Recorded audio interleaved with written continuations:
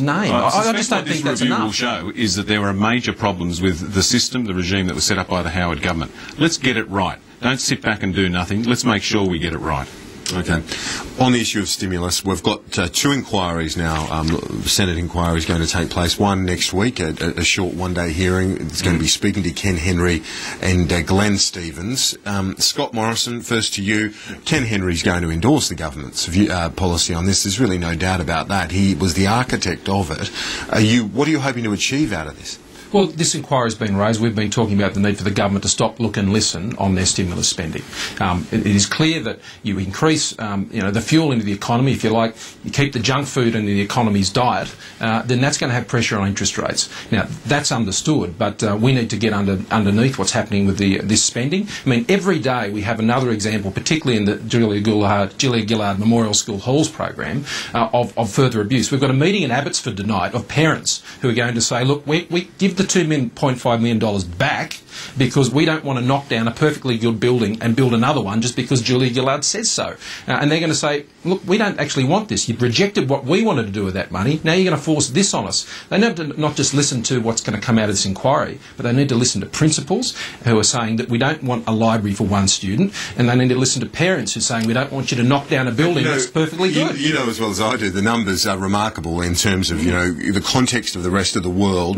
Australia's economy holding up very, very well. That's the government's point, but the facts are there. You look at the business sentiment's up, GDP positive. It's a very good point, so the broader picture is very bright. All of those economies that Wayne Swan's been with over the last few days, all of them ran stimulus programs. Every single one of them. And all of them are still in trouble. We did the same thing as them, and they can hardly bring that out as the one thing that serves our economy. Can I make one point? And that is that you don't stop taking antibiotics when you're starting to feel a bit better. You've got to finish the script. And the doctor's orders are this. Treasury say that if you pull the stimulus, then unemployment goes up. That's the simple consequence of that.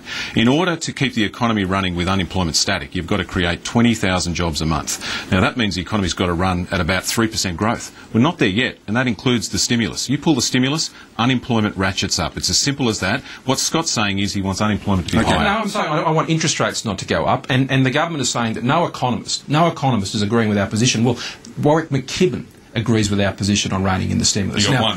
He's on the Reserve Bank board, mate, so I think he's a pretty important person to listen to on interest rates. All right, let's hear from both of you on one final issue before we speak to the New South Wales Premier.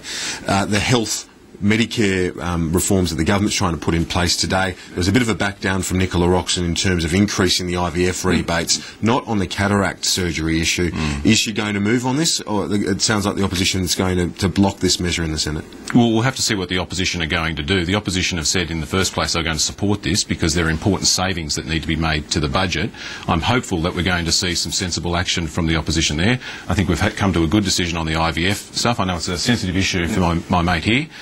So let's see what happens in the Senate today. Yeah. Look, I welcome what the government's doing on IVF, subject to what we hear this morning in the briefing. I mean, Sandra Dill from Access, who's been very involved in these negotiations, seems happy, but, Peter Dutton, who's done a great job on forcing change in this area, will get his briefing this morning, and once we've heard that, then we'll be in a much better position to make a decision. But the government has backed down on the IVF, and we said at the time that this was a heartless measure. It was rushed measure. They were listening to the wrong people, and I'm pleased to see that there seems to be some movement on that because we've campaigned very hard on that issue.